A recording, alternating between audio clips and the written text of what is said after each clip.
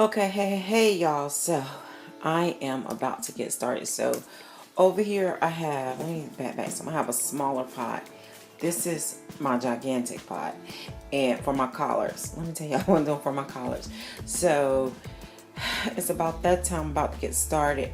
So the smaller pot will be the one that I cook the turkey legs in.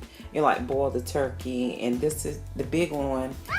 Will be the one that I put the pork to come and show you the seasonings I use. So in here I have some pork skins which I'm gonna rinse and rinse them off, them in some water a little bit to get a little bit of the fat out, the oil out or whatever. And then over here I have the turkey, smoked turkey that I need to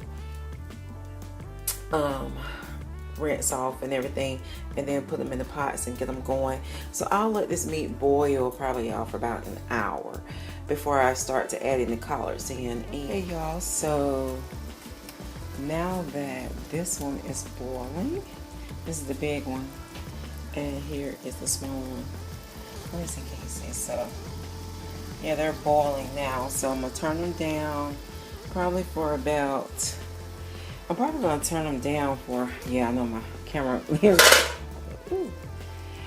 So I'm probably going to turn them down for about an hour now and just let the meat just boil in there. And then I will cut up the collards. If you keep the lid on, it keeps the water from boiling out. So I'll be putting the lids back on. If you want the water to boil out some, then you take the tops off the lids. Off the pots. These are some of my grandma's cannons, y'all. So yeah.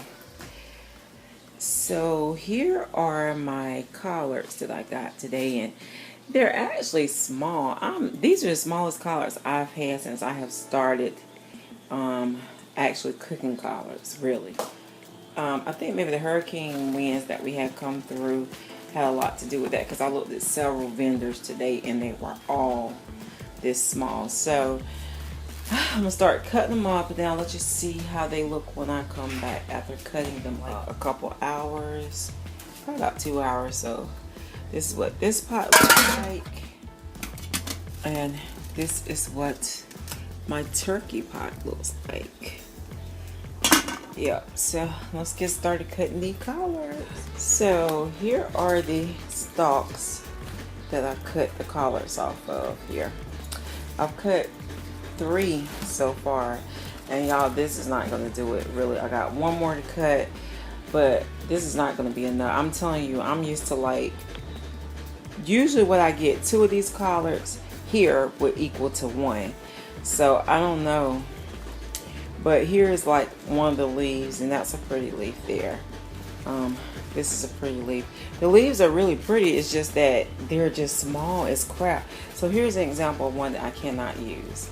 So I would have to throw this one away, and this was down on the bottom. But to be honest, this might be the only one out of all these leaves. I got both sides of my sink full here, but yeah, this is not going to be enough. So what I'm going to do is cut these in half. I used to put like the whole leaves in the pots because they were big enough, but I'm going to cut them in half. From last year, I was just like, you know what, it's just, y'all hear my washer going. But from last year, it was just, it was too much hassle trying to turn them. So what I'm going to do is actually cut these in half. And some of them, I'm going to take some of the stalk out of them because it takes forever for the stalks to cook. So I'm going to take the stalks out of some of them, and I'll leave some of them in. So yes, right now I have them soaking in water. So I'll take them from water. And y'all keep in mind, you have to cleanse your sink like with Collards or whatever before you start this process. But they are soaking in water. You can't, yeah. So right now they're soaking in water. I'll transport them from the water. This is 3, y'all. So I'm so disappointed.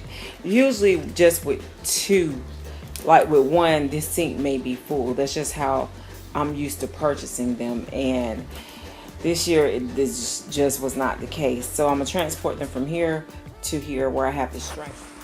So in this pot here, I have my collard frying pot. So what I do is like cut the collards up and fry them now and put it, you know, before they go into a storage bag or wherever I'm gonna put them. The big baby here, the one with the pork. Let's get started. So you take a fork, you put your knife through the fork. Put your knife through the fork, and this is how you cut your collards up. And you put a little grease in the pan, olive oil or whatever you want. And then you can add in like red peppers, which this is brown red pepper because I'm out of the chili red pepper. Toss your salt. And when I'm done, I usually add some vinegar, and I don't measure the amount, but yeah, this is how I do my collards. And these are good old country collards, y'all.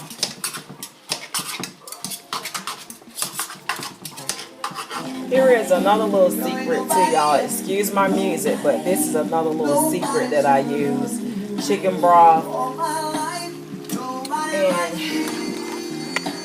so I use chicken broth, and sometimes I'll use these chicken bouillon cubes to actually add some extra flavor in there. It's great. Hey y'all, so I am finally finished with these greens. So this is the outcome. To put up in this, you know, like the deep freezer, I had 2 bags of pork with the pork in it. Then I had 2 bags with the turkey in it, and I actually labeled them as to what they are. So yeah, these won't last long. I really hoped.